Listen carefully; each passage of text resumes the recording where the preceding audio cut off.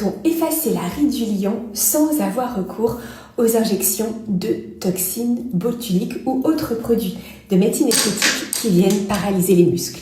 Oui, c'est possible par la pratique du yoga du visage, mais cela implique de bien comprendre le mécanisme à l'origine de la ride du lion.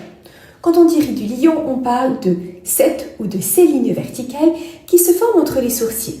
Lorsque l'on est jeune, elles sont exclusivement liées au mouvement des sourcils qui se resserrent lorsque, par exemple, on est ébloui, concentré, voire fâché ou que l'on pleure. C'est mon cas, par exemple, quand je pleure beaucoup, j'ai la ride du lion qui se forme.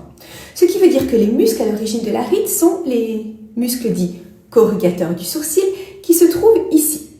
La ride apparaît donc sur une zone où ne sont pas situés les muscles. Qui dit ride d'expression, dit muscle hypertonique. Et donc la réponse par le yoga du visage peut consister à venir les détendre en les pinçant, à venir stimuler les points d'acupression V6-2 et Yu-Yao pour aller plus loin dans la détente et la libération des adhérences, voire en travaillant également sur la détente des muscles temporaux qui, quand ils sont contractés, contribuent un peu plus à cette sensation de fermeture au niveau du visage. Faut-il en parallèle venir gommer, voire casser la ride du lion comme on l'entend parfois, avec notamment des gua sha que l'on va venir frotter plus ou moins vigoureusement sur cette zone?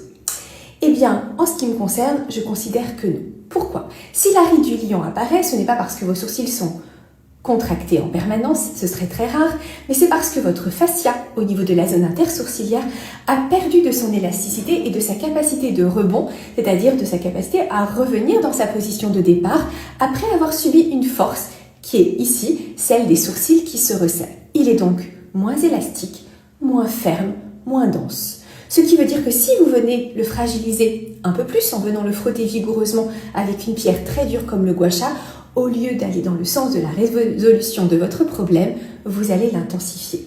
Donc le gua sha, mettez-le de côté. Par contre, le roller sera un outil magique pour travailler sur cette zone tout en douceur, venir lubrifier le fascia, lui permettre de retirer les adhérences, mais également de se régénérer puisque notre fascia est magique et contient à l'intérieur les fibroblastes, les cellules productrices de collagène. Très belle pratique!